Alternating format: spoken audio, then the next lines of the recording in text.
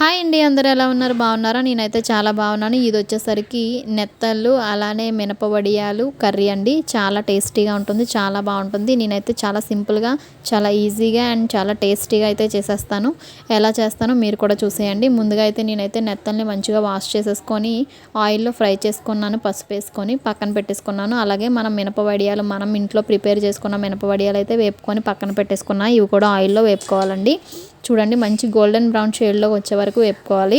వేపుకొని ఇవి కూడా నేను పక్కన పెట్టేశాను. ఈ లోపు అయితే మనం ఆనియన్స్ అలానే ఆయిల్ వేసి ఆనియన్స్ తర్వాత కరివేపాకు పచ్చిమిర్చి ఇవన్నీ వేసి మంచిగా గోల్డెన్ బ్రౌన్ షేడ్లోకి వచ్చాక 2 టమాటాలు అయితే పేస్ట్ అయితే చేసి వేసాను. ఇవన్నీ మేము క్లిప్ అయితే తీయలేదు. మంచిగా ఇవైతే కుక్ అయిపోతాయి. కుక్ అయిపోయాక కొంచెం పసుపు సాల్ట్ వేసుకొని మనం ఆయిల్ మనకి రిలీజ్ అయ్యే వరకు ఇవైతే మంచిగా ఫ్రై చేయాలండి. చూడండి, ఇలా కారం కూడా వేసేయాలి. 2 స్పూన్స్ కారం కూడా వేసేసుకున్నాను. ఇలా అయిపోయాక ఇప్పుడైతే మనం వచ్చేసరికి మనం ముందుగా వేయించుకున్న నెత్తళ్ళు ఇప్పుడైతే మనం ముందుగా వేయించుకున్న నెత్తళ్ళు అయితే ఇందులో వేసేసుకోవాలి. చూడండి, వేసేసుకున్నాను నేనైతే. చాలా బాగుంటుంది, చాలా టేస్టీగా ఉంటుంది నెత్తళ్ళ కర్రీ. ఇంకా నెత్తలు కూడా ఇందులో వేసేసాను. అలానే ఇప్పుడు మనం ముందుగా వేయించి పెట్టుకున్న మినపొడియాలను కూడా ఇందులో వేసేసుకోవాలి. చూడండి, ఈ మినపొడియాలు కూడా నేను వేసేసుకున్నాను. ఇప్పుడు మంచిగా వీటిని మిక్స్ అయితే చేసుకోవాలి. చిన్న చిన్నగా భలే వచ్చినాయి అండి మినపొడియాలు. ఇంట్లోనే మనం ప్రిపేర్ చేసాం. ఈ వీడియో కూడా త్వరలో అయితే వస్తుంది. ఎవరికైనా ఇంట్రెస్ట్ ఉంటే ట్రై చేయొచ్చు కూడా మినపొడియాలు. ఇప్పుడైతే కొంచెం వాటర్, 1/2 గ్లాస్ వాటర్ అయితే వేసుకోవాలి. ఎందుకంటే మనం వేసిన మినపొడియాలు అలానే నెత్తళ్ళు ఉడకాలి కదా, అందుకని చెప్పి 1/2 గ్లాస్ వాటర్ అయితే వేసుకున్నాను. మంచిగా ఉడకాలి ఇవి.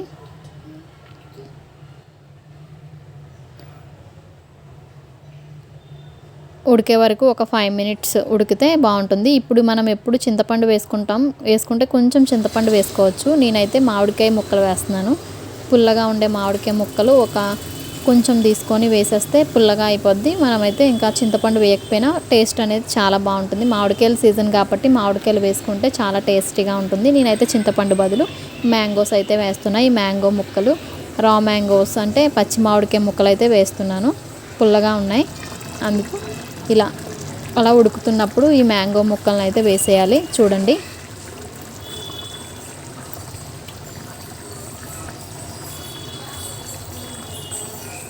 చూడండి మ్యాంగో ముక్కలు కూడా ఇందులో వేసేసాను కదా.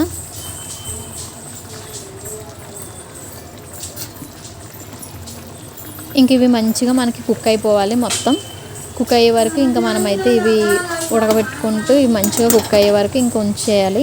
మనకి ఆయిల్ అనేది పైకి రిలీజ్ అయ్యే వరకు ఈ కర్రీని అయితే అలా కుక్ చేసుకుంటే బాగుంటుంది. మంట వచ్చేసరికి మీడియం ఫ్లేమ్లో పెట్టుకుంటే బాగుంటుంది.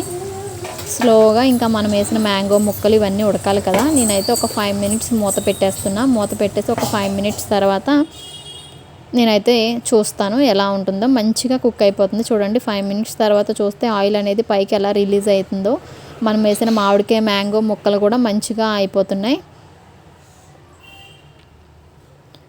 చూడండి, భలే ఉడుకుతుంది కదా. ఇప్పుడే మనం ఈ స్టేజ్లోనే కొంచెం గరం మసాలా పౌడర్ అయితే వేసేసుకోవాలి. ఇప్పుడు చూడండి, మనం వేసిన మ్యాంగో ముక్కలు ఎంత నీట్గా కనిపిస్తుందో చూడండి. మనం వేసిన మ్యాంగో ముక్కలు అలానే మినప వడియాలు అలానే నెత్తళ్ళు ఎంత బాగా కనిపిస్తుందో. చాలా బాగుంటుందండి కర్రీ వచ్చేసరికి. అంటే మనం చింతపండు బదులు మ్యాంగోని వేసాం కాబట్టి ఆ టేస్ట్ అనేది డబల్ త్రిబుల్ అవుతుంది. అంత టేస్టీగా ఉంటుంది. మ్యాంగో వేస్తే ఆ టేస్టే వేరు కదా. కింగ్ ఆఫ్ ది ఫ్రూట్లో మ్యాంగో ఒకటి. అది మ్యాంగోని మనం ఈ కూరలో వేయడం ఇంకా టేస్టీగా ఉంటుంది. ఇంక ఇలా మనకి కొంచెం దగ్గరికి అయ్యే వరకు కుక్ చేసుకుంటే మనకి వేడివేడిగా మినప వడియాలు నెత్తళ్ళ కర్రీ అయితే రెడీ అయిపోతుంది. చాలా టేస్టీగా ఉంటుంది. నేనైతే ఇలా ప్రిపేర్ చేస్తారో నాకైతే కామెంట్స్ రూపంలో తెలపండి. చూడండి, ఇంకా దగ్గరికి అయిపోయింది మొత్తం. చూడండి, నెత్తళ్ళు మనం వేసిన మినప వడియాలు మొత్తం మంచిగా కుక్ అయిపోయాయి. చాలా టేస్టీగా ఉంటుంది. ఇదేనండి video. Thank you for watching. Bye. Please like చేయండి.